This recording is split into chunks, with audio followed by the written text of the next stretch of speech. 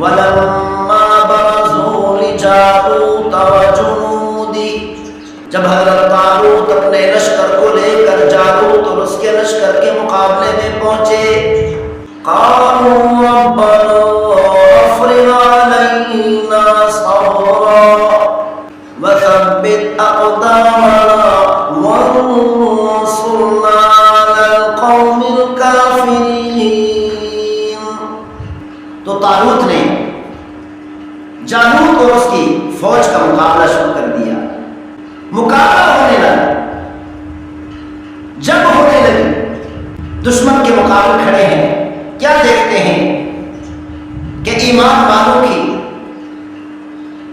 صفیں کم ہے، تعداد کم ہے، اسلحہ تو بالکل نہیں، جبکہ دشمن کے پاس اسلحہ بھی ہے، سریں بھی ہیں، فوج بھی ہے، طاقت بھی ہے، فوج کی کثرت ہے۔ تو پریشان ہونے لگے اور دعائیں مانگنے لگے۔ تو اللہ تعالیٰ نے اس کا تذکرہ قرآن مجید فرقان حمید میں فرمایا۔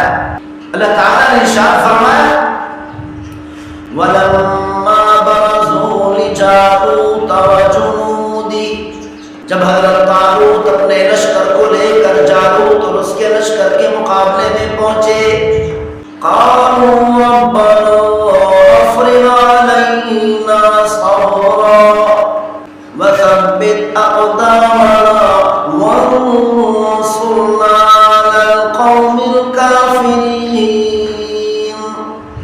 تو جب ایمان والوں نے دیکھا، طالوت کے لشکر نے دیکھا کہ ہمارا دشمن بہت بڑی طاقت لے کر آیا ہے، دشمن کی فوج کی تعداد ہم سے کہیں زیادہ ہے، ہمارے پاس تعداد بھی نہیں، ہمارے پاس اسلحہ بھی نہیں، کھانے پینے کی زیادہ چیزیں بھی نہیں، سب چیزوں کی فراوانی دشمن کے پاس ہے، ساری طاقت اور قوت دشمن کے پاس موجود ہے۔ تو کہنے لگے ربنا افرغ علینا صبرا، اے ہمارے پروردگار ہمیں صبر عطا فرما، وثبت اقدامنا،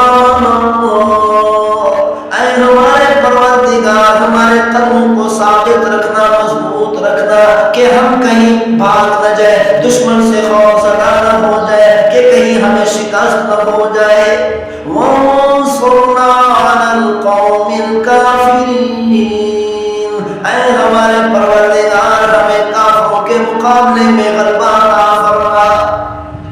فَهَزَمُوهُم بِإِذْنِ اللَّهِ، تو اللہ تعالیٰ نے فرمایا ہم نے مسلمانوں کو، ایمان والوں کو غلبہ عطا کر دیا، دشمن کو شکست دے دی، دشمن کو بھگا دیا، دشمن کو خوفزدہ کر دیا، مرعوب کر دیا، یہاں تک کہ میدان چھوڑ کر بھاگ کھڑے ہوئے۔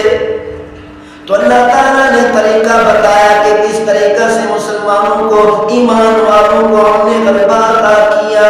وَقَتَلَ دَاوُودُ جَالُوتَ، حضرت داؤد علیہ السلام کی کوئی شخصیت معروف اور مشہور نہیں تھی، کوئی ان کی طاقت مشہور نہیں تھی، ان کی شجاعت اور بہادری مشہور نہیں تھی، ایک سادہ سے انسان بن کر رہتے تھے، عام آدمی بن کر رہتے تھے۔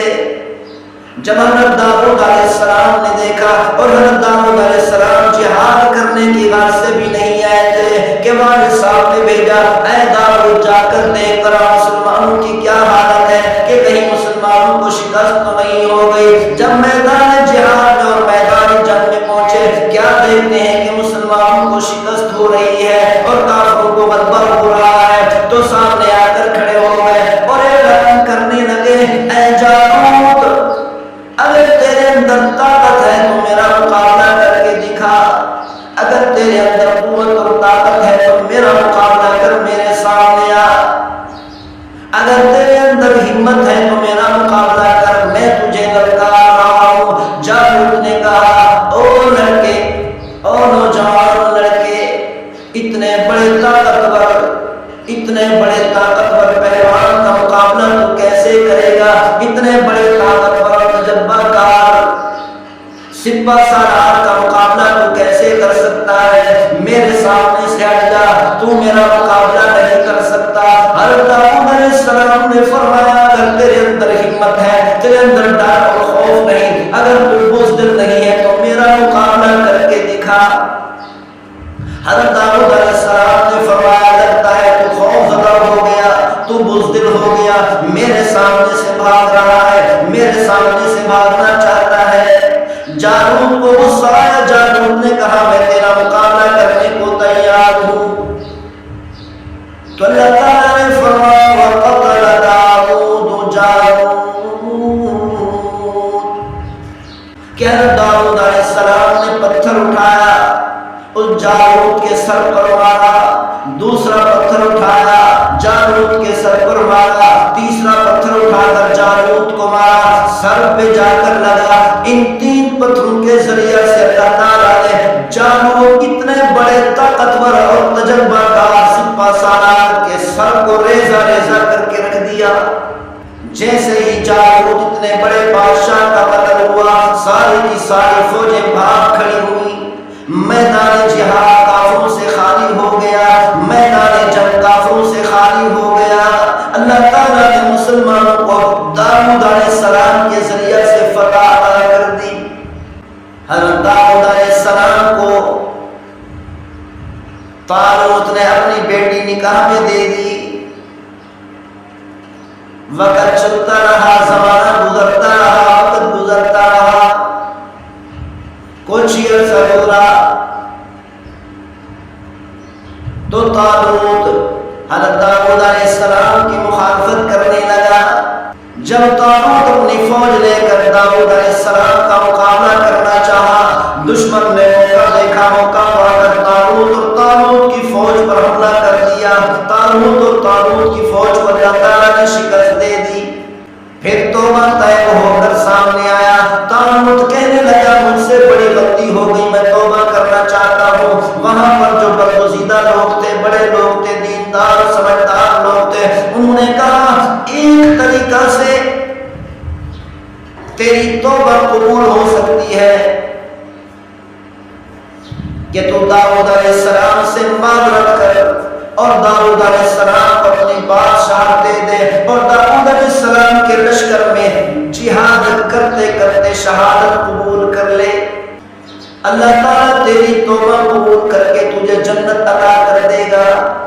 اس طریقے سے اللہ تعالیٰ نے فرمایا وَآتَاهُ اللَّهُ الْمُلْكَ وَالْحِكْمَةَ، اللہ تعالیٰ نے داؤد علیہ السلام کو ایک عام آدمی کو، عام انسان کو جو سادی زندگی گزار رہا تھا، جس کی شخصیت کوئی معروف نہیں تھی، جس کی شخصیت کو کوئی جانتا نہیں تھا، اللہ تعالیٰ نے اس کو اٹھا کر بادشاہ کے تخت پر بٹھا کر بادشاہوں کا تاج پہنا دیا۔ تو اللہ تعالیٰ نے فرمایا کہ پروردگار نے داؤد علیہ السلام کو بادشاہ بھی عطا کی اور حکمت بھی عطا کر دی، جہاد کرنے کا طریقہ بھی دے دیا، دشمن کا مقابلہ کرنے کا تجربہ بھی عطا کر دیا۔ وَعَلَّمَهُ مِمَّا يَشَاءُ، اللہ تعالیٰ نے داؤد علیہ السلام کو بڑے بڑے علوم عطا کر دیے۔ تو یہ تابوت سکینہ داؤد علیہ السلام کے پاس پہنچ گیا۔ داؤد علیہ السلام کے پاس، سلیمان علیہ السلام کے پاس یہ تابوت